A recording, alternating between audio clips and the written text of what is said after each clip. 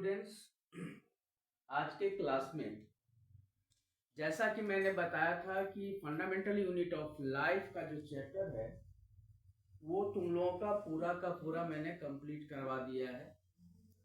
सिर्फ जो बचा हुआ है वह सेल डिवीजन है।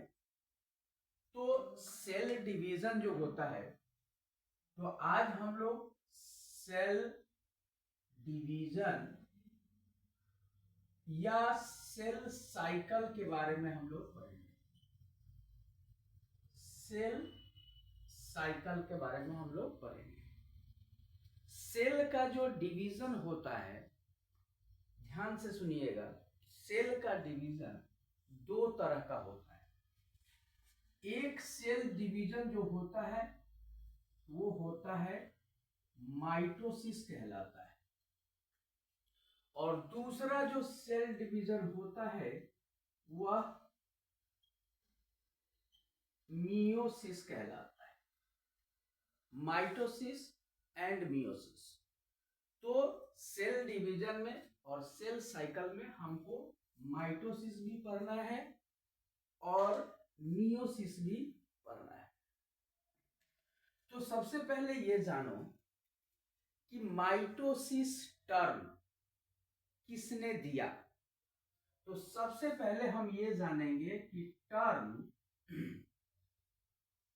Mitosis was given by Fleming. Fleming एक साइंटिस्ट थे जिन्होंने सबसे पहली बार माइटोसिस टर्म दिया था। मियोसिस टर्म सबसे पहले किसने दिया?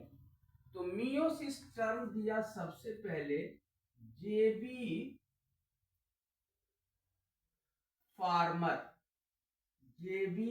फार्मर, और इनके साथ एक और साइंटिस्ट थे जिनका नाम था जे.ई. मूर। दोनों ने 1905 ईस्वी में 1905 में टर्म मियोसिस नाम दिया। हिंदी में माइटोसिस को कहते हैं समसूत्री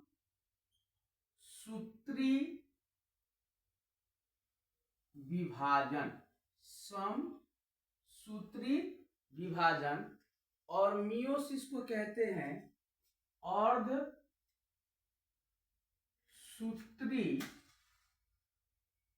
विभाजन।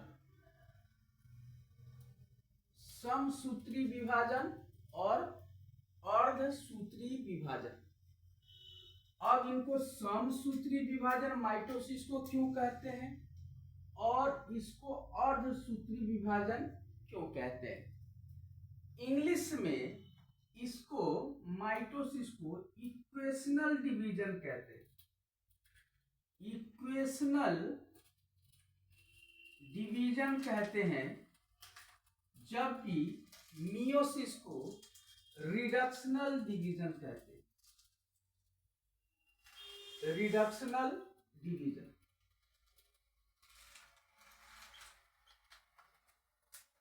माइटोसिस को इक्वेशनल डिवीजन कहते हैं और मियोसिस को रिडक्शनल डिवीजन कहते हैं, क्योंकि इसमें जो होता है मियोसिस में, ये नंबर ऑफ सेल जो होता है यह हाफ हो जाता है। इसमें नंबर ऑफ सेल यानी कि सेल की संख्या कम हो जाती है, और इसमें जो होता है सेल की संख्या डबल होती जाती है। समझ में आ गया? इसीलिए इसको दूसरे नाम होमोटाइपिक डिवीजन भी कहते हैं। होमोटाइपिक डिवीजन भी कहते हैं। और यह डिवीजन हमेशा सोमैटिक सेल में होता है।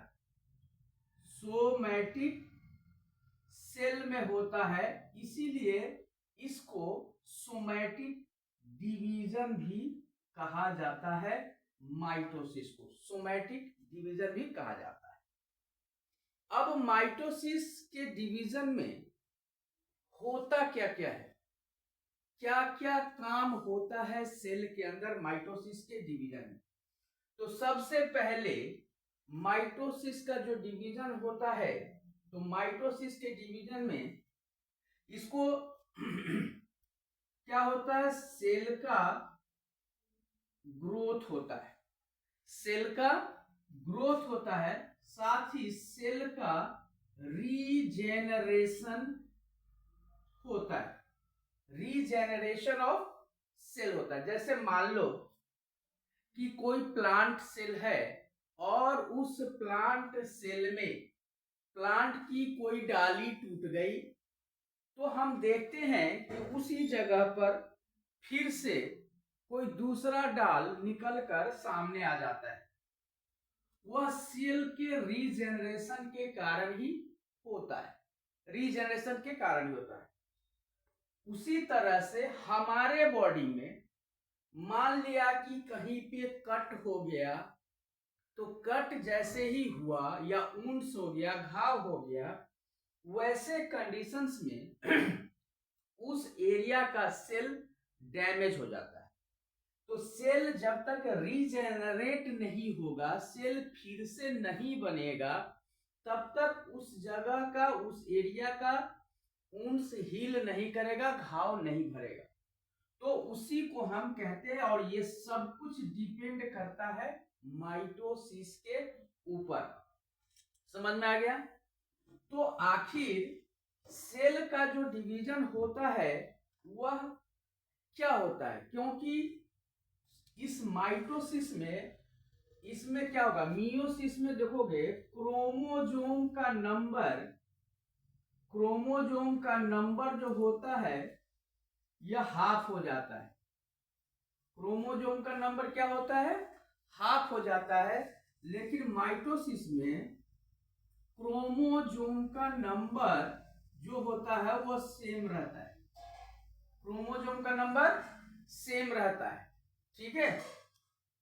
और इसमें जो सेल बनता है, या कि मान लो कि ये एक सेल है और इस सेल से ये दो सेल बना, तो जो पुराना सेल है जिससे नया सेल बन रहा है, इसको हम कहते हैं मदर सेल या पेरेंट सेल, मदर सेल या पेरेंट सेल।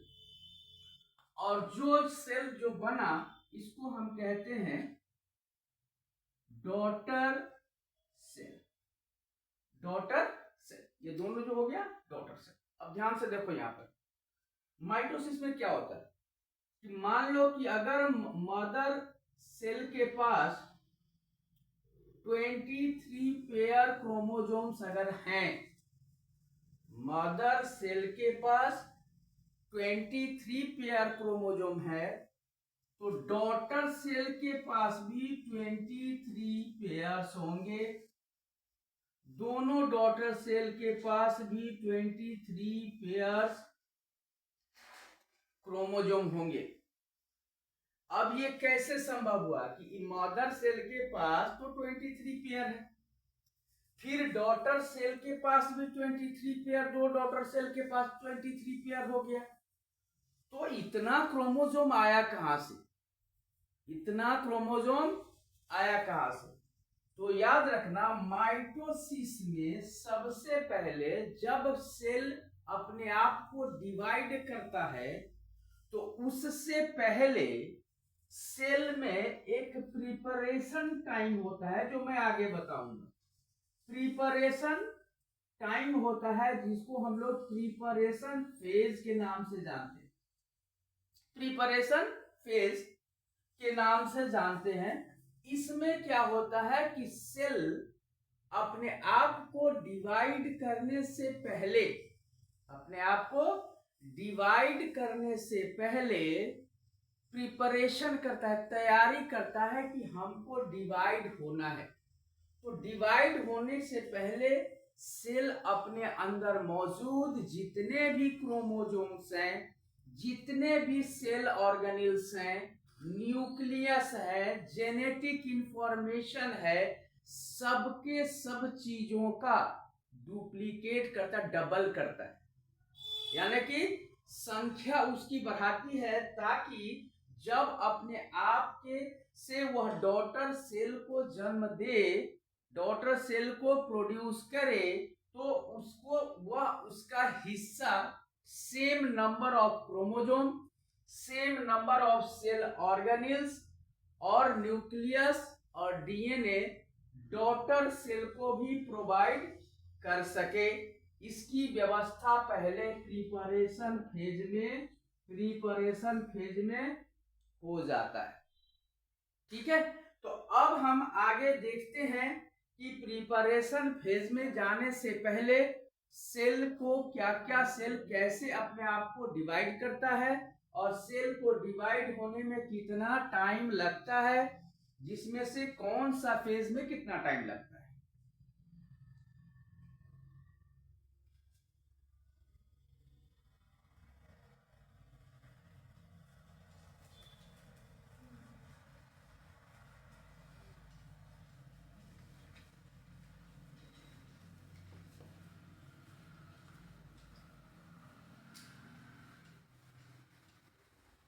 तो सबसे पहले हम बात कर रहे हैं, सबसे पहले हम लोग माइटोसिस समझते हैं, फिर माइटोसिस के बाद हम लोग मियोसिस को समझेंगे। तो सबसे पहले हम सेल डिवीजन में माइटोसिस को समझते हैं।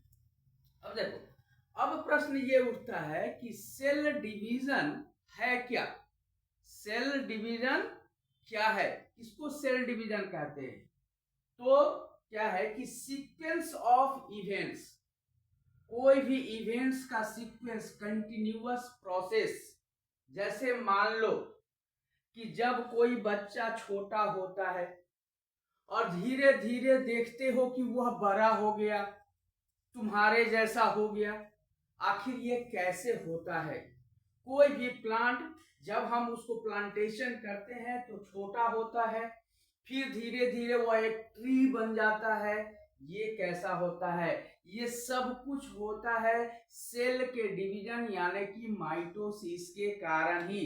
अगर माइटोसिस उसमें नहीं होगा तो किसी भी ऑर्गेनिज्म का ग्रोथ नहीं होगा। तो इसीलिए कहा जाता है कि द सीक्वेंस ऑफ इवेंट्स, जिसमें हर सेल अपने जीनोम यानी कि जेनेटिक इंफॉर्मेशन को डुप्लीकेट करता है और अंत में वह डॉटर सेल को प्रोड्यूस करता है, यही कहलाता है सेल डिवीजन। अब देखो, एक सेल डिवीजन में, अब यहां देखो, एक ग्लोब के जरिए मैं तुमको इस चीज को समझाने की कोशिश करता हूं, सेल डिवीजन को।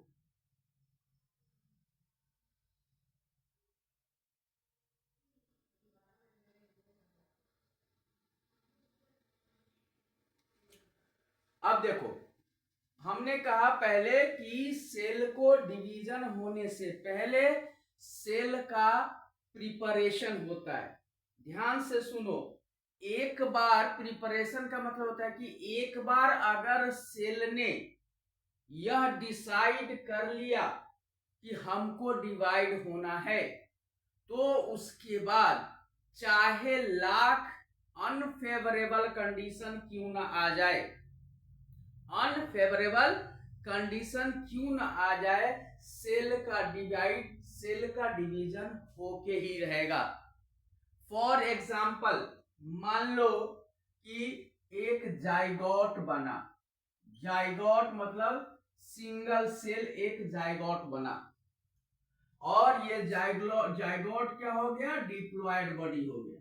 जाइगोट क्या हो गया? Diploid body. डिप्लॉयड बॉडी मतलब 2n, डिप्लॉयड बॉडी मतलब 2n। अब जाइगोट जैसे हो गए, जैसे मान लो कि कोई भी लेडीज अगर प्रेग्नेंट हुई तो जाइगोट का फॉर्मेशन हुआ। अब कहता है कि अगर एक बार सेल ने डिसाइड कर लिया कि हमको डिवाइड होना है, तो चाहे लाख अनफेवरेबल कंडीशन आ जाए, सेल डिवाइड होके ही रहेगा। तो इसका क्या मतलब है?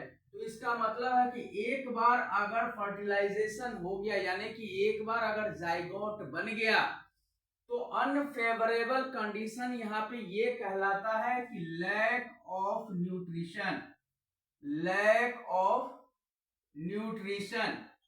क्योंकि सेल को डिवाइड होने के लिए पोषण चाहिए, सेल को हेल्दी रहने के लिए न्यूट्रिएंट्स चाहिए। तो अगर एक बार जाइगोट का फॉर्मेशन हो गया, उसके बाद लैक ऑफ न्यूट्रिशन हो, जाइगोट सेल जो है वह अपने आप को डिवाइड करके एक ऑर्गेनिज्म का फॉर्मेशन जरूर करेगा। बस भले ही ये होगा कि अगर उसको न्यूट्रिशन सही से मिलता तो वह ऑर्गेनिज्म हेल्दी पैदा होगा, लेकिन अगर लैक ऑफ न्यूट्रिशन हुआ है, यानी कि अनफेवरेबल कंडीशन हुआ है, उस कंडीशन में जो ऑर्गेनिज्म होगा वह अनहेल्दी होगा, लेकिन ऑर्गेनिज्म होगा जरूर। क्लियर?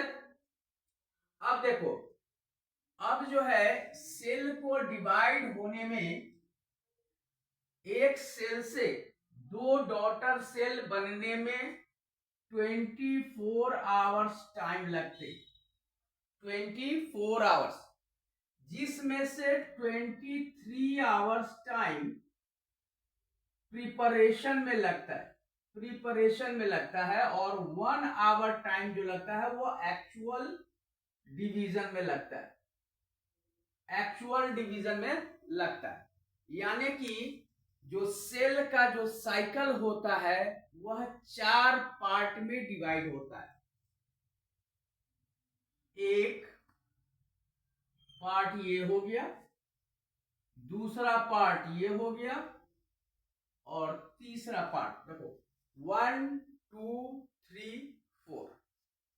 अब ये 4 फेज हो गया, ये 4 फेज का अलग अलग नाम है। जैसे इसको हम कहते हैं G1 फेज, यानी कि गैप 1 फेज, गैप 1 फेज।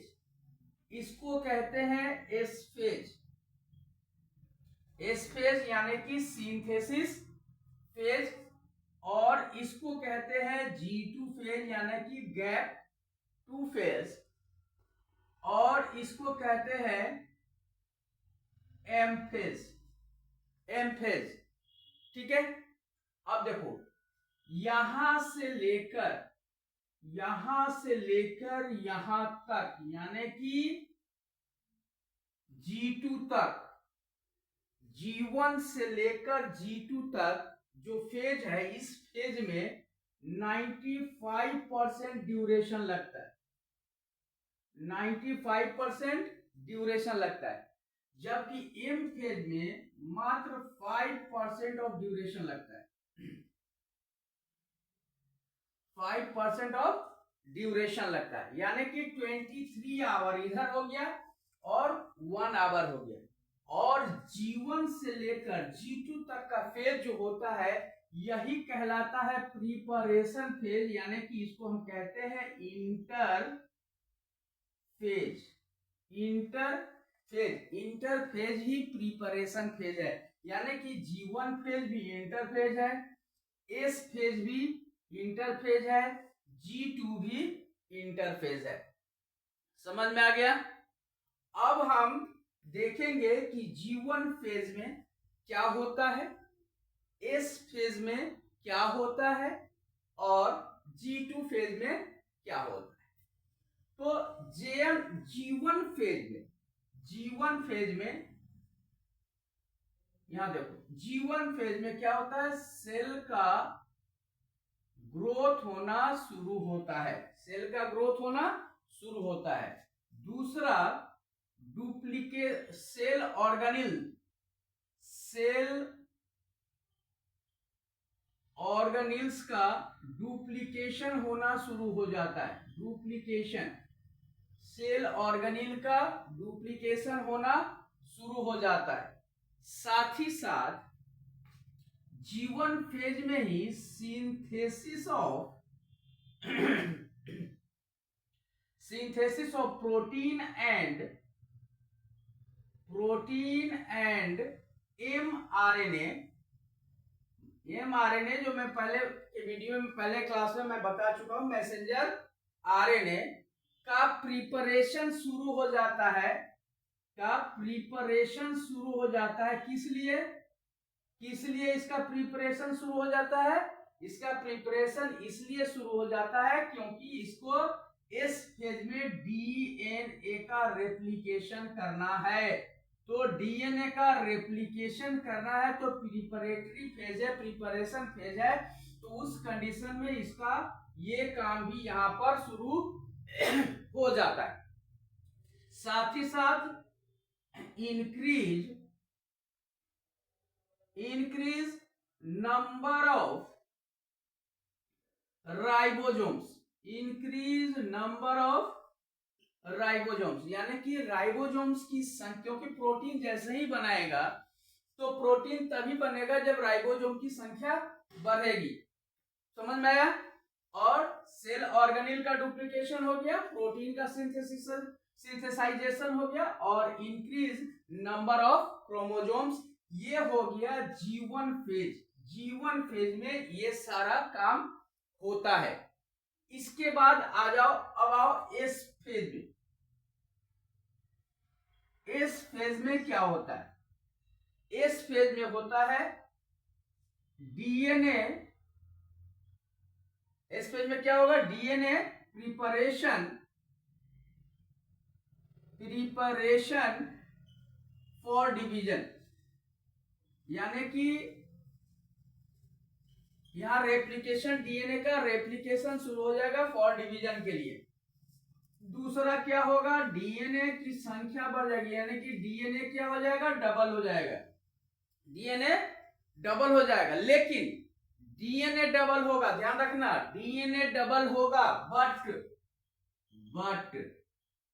क्या? बट डीएनए डबल होगा, but number of chromosomes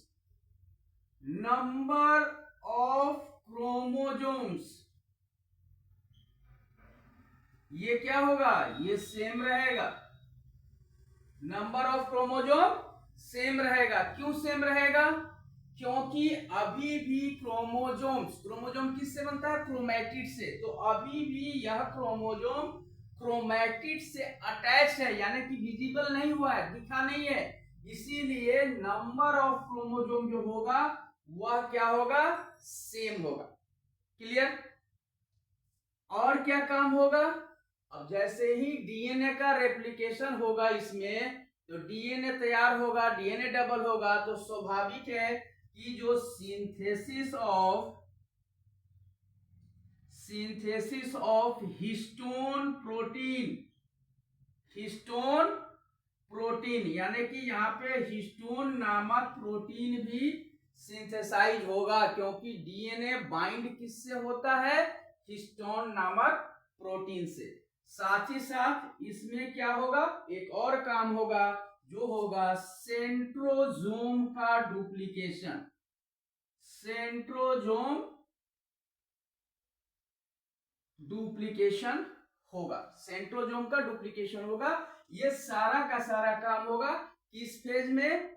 S phase में, यानी कि सेल के डिवीजन के एस फेज में, सिंथेसिस फेज में होगा। और इस समय भी सेल अभी भी क्या रहेगा? डिप्लॉयड रहेगा। सेल अभी भी क्या होगा? डिप्लॉयड होगा। कारण अभी भी इसके पास क्या है? 2 सेट ऑफ क्रोमोसोम है। अभी भी इसके पास क्या है?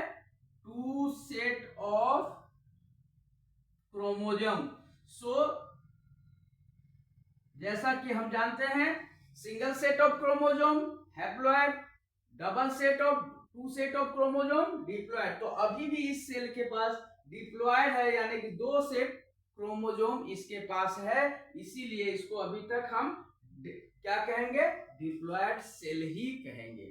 अब इसका स्क्रीनशॉट तुम लोग ले लो, फिर मैं इसको इरेज करके फिर आगे G2 फेज पर आता हूं।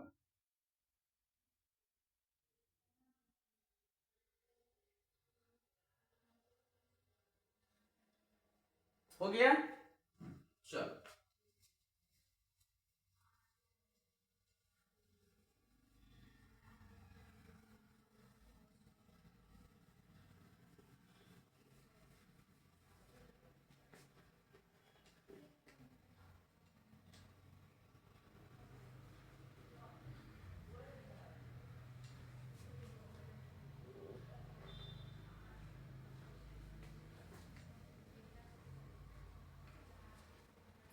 अब आ जाओ, अब हम लोग जानेंगे कि G2 फेज में क्या होगा। गैप 2 फेज में, तो गैप 2 फेज में भी क्या होगा, सेल का ग्रोथ होगा, यानी कि सेल ग्रो करेगा। सेल क्या करेगा, ग्रो करेगा। दूसरा, synthesis of protein, synthesis of protein and cell organelles. कौन सा, अब तुम लोग कंफ्यूज मत होना कि G1 फेज में भी मैं बोला था कि सेल ऑर्गेनिल्स, अब यहां भी बोल रहा हूं कि सेल ऑर्गेनिल्स। जी हाँ, सारे के सारे सेल ऑर्गेनिल G1 फेज में डबल नहीं हुए, कुछ सेल ऑर्गेनिल बच गए जो G2 फेज में डबल होंगे, जैसे माइटोकॉन्ड्रिया, माइटोकॉन्ड्रिया समझ में आ गया, क्लोरोप्लास्ट, क्लोरोप्लास्ट, उसके बाद सेंट्रियोल्स, सेंट्रियोल्स, ठीक है। और इसके साथ ही साथ क्या होगा, rapid growth of, rapid growth of spindle fibre, spindle fibre, spindle fibre. क्योंकि यहां भी देख रहे हो कि synthesis of protein, synthesis of protein क्या है, यही प्रोटीन जो होता है वह स्पिंडल फाइबर का फॉर्मेशन करता है। स्पिंडल फाइबर जो सेल को साइटोकाइनेसिस करने, यानी कि सेल को काटकर एक मदर सेल से दो डॉटर सेल को अलग करने का काम ये स्पिंडल फाइबर ही करता है, स्पिंडल फाइबर ही करता है। साथ ही साथ G2 फेज में एक और काम करता है, और ये काम क्या है, ये काम है चेकिंग का। किसका, चेकिंग का। ये चेक करता है, क्या चेक करता है, ये चेक करता है कि जिस डीएनए का रेप्लिकेशन हुआ है सेल डिवीजन के लिए, वह डीएनए सही से रेप्लिकेट हुआ है या नहीं हुआ है इस फेज में, उसकी चेकिंग भी G2 फेज में होता है। क्योंकि अब जो है एक्चुअल डिवीजन होगा, तो एक्चुअल डिवीजन होने से पहले, एक्चुअल डिवीजन होने से पहले सारे ऑर्गेनिल्स और डीएनए का सही तरीका से डुप्लीकेशन एंड रेप्लिकेशन हुआ है या नहीं हुआ है, ये सारा का सारा चेकिंग यह G2 फेज में हो जाता है। क्लियर। अब आते हैं एम फेज। एम फेज को ही एक्चुअल डिवीजन फेज कहते हैं, यानी कि सही में सेल का जो डिवीजन अभी तक इतना जो था यह प्रिपरेशन ही चल रहा था। अब देखो सेल साइकिल क्या हुआ, ये तो समझ में आ गया। सेल साइकिल हुआ कि जैसे यहां से हुआ और ये आया, और यहां पे क्या हुआ, सेल का डिवीजन हो गया। यहां पे क्या हुआ, एक्चुअल डिवीजन, एक्चुअल डिवीजन। तो एक्चुअल डिवीजन जैसे हुआ तो फिर जो है सेल अपने आप को फिर तैयार करने लगेगा सेल डिवीजन के लिए। तो ये सीक्वेंस जिंदगी भर चलता रहता है, यानी कि प्रिपरेशन एंड एक्चुअल डिवीजन, ये जो चेन है, ये जो साइकिल है, ये कंटिन्यूअस चलता रहता है ताउम्र। इसीलिए इस डिवीजन को हम सेल साइकिल कहते हैं। समझ में आ गया। एक्चुअल डिवीजन से फिर अनदर डिवीजन का प्रिपरेशन ही सेल साइकिल कहलाता है। अब आगे आओ, एम फेज की बात करते हैं।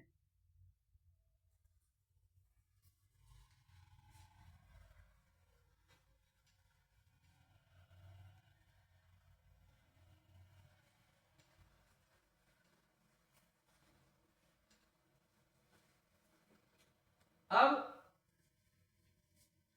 एम फेज यानी कि माइटोटिक फेज, एम फेज की बात करते हैं, जिसमें 5% ऑफ ड्यूरेशन लगता है, 5% ऑफ ड्यूरेशन लगता है, यानी कि 1 आवर। बट यहां पे दो चीज होता है एम फेज में।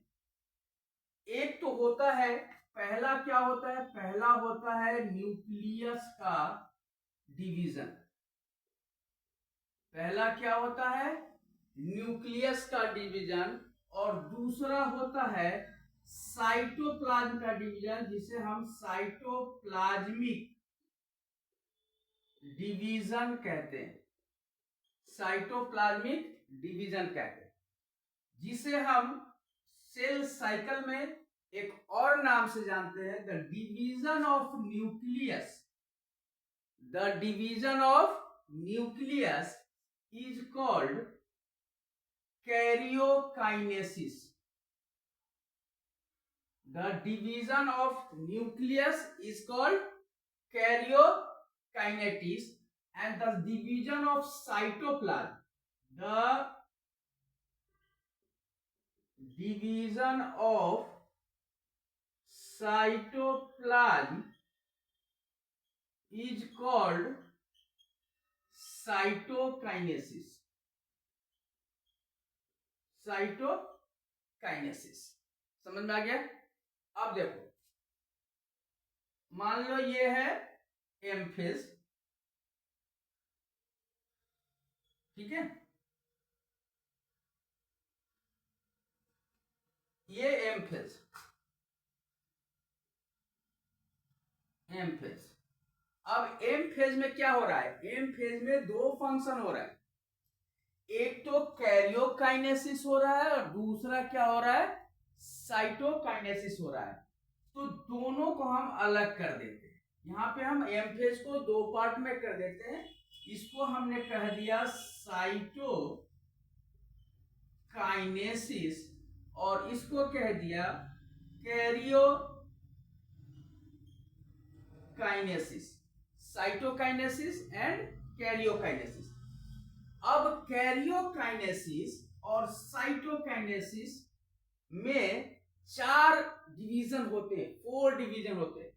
तो कैरियोकाइनेसिस में सबसे पहले जो होता है, सबसे पहला जो होता है उस क्या होता है, कौन सा फेज होता है, प्रोफेज।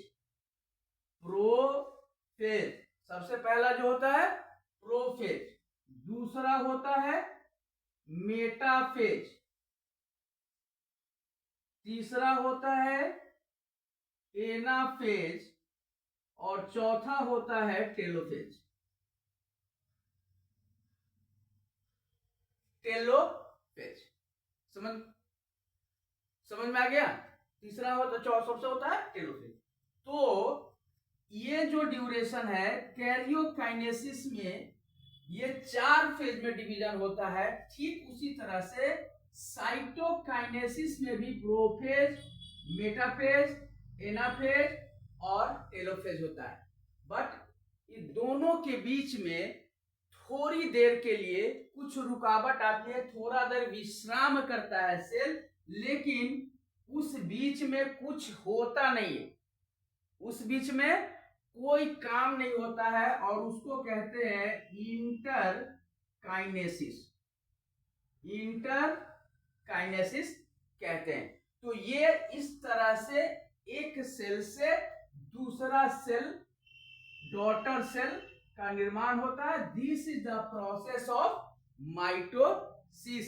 ये माइटोसिस का प्रोसेस है, और इस प्रोसेस के द्वारा ही सेल का डिवीजन होता है। अब जैसे देखो, हमने कहा कि माइटोसिस को इक्वेशनल डिवीजन कहते हैं। अब जैसे देखें, एक मदर सेल से 2 डॉटर सेल हुआ।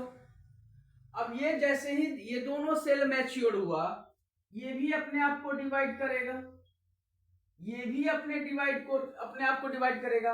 तो ये हो जाएगा मदर सेल और ये हो जाएगा डॉटर सेल। फिर क्या होगा, ये भी मैच्योर होगा और ये भी अपने आप को डिवाइड करेगा। तो तुम देख सकते हो कि एक सेल से किस तरह से, जैसे सिंगल सेल था और उस सिंगल सेल से मिलियन और ट्रिलियन ऑफ सेल हमारे बॉडी में बन जाते हैं, यानी कि किसी ऑर्गेनिज्म के बॉडी में बन जाते हैं, यानी कि नंबर ऑफ सेल